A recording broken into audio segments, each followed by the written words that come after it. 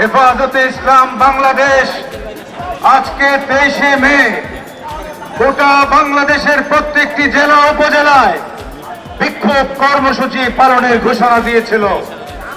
আমাদের দাবি ছিল, 1 নম্বর দাবি হলো, যারা 15-16 বছর নিরীহ সাধারণ জনতাদেরকে হত্যা করেছে, যারা শাপলা চত্বরে হত্যা করেছে, যারা 2021 সালে হত্যা করেছে, যারা জুলাই আগস্টে 2024 সালে হত্যা করেছে, তাদের সকল হত্যাকাণ্ডের বিচার নিশ্চিত করে আওয়ামী লীগকে নিষিদ্ধ করতে হবে। আমরা লক্ষ্য করেছি আওয়ামী লীগের কার্যক্রম নিষিদ্ধ হয়েছে, এখনো পর্যন্ত শেখ হাসিনার বিচার নিশ্চিত হয় নাই।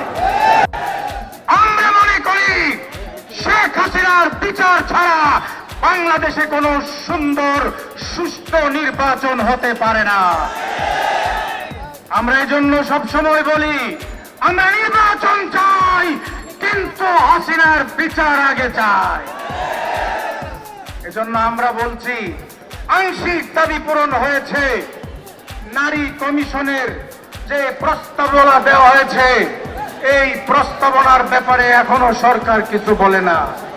পরিষ্কার বক্তব্য, নারী কমিশন নিয়ে তাদের প্রস্তাবনা বাস্তবায়নের কোন ষড়যন্ত্র করা হলে তার দণ্ড জবাব দেওয়ার জন্য আমরা প্রস্তুত আছি। মামলা নিয়ে কথা তো আমাদের পরিষ্কার।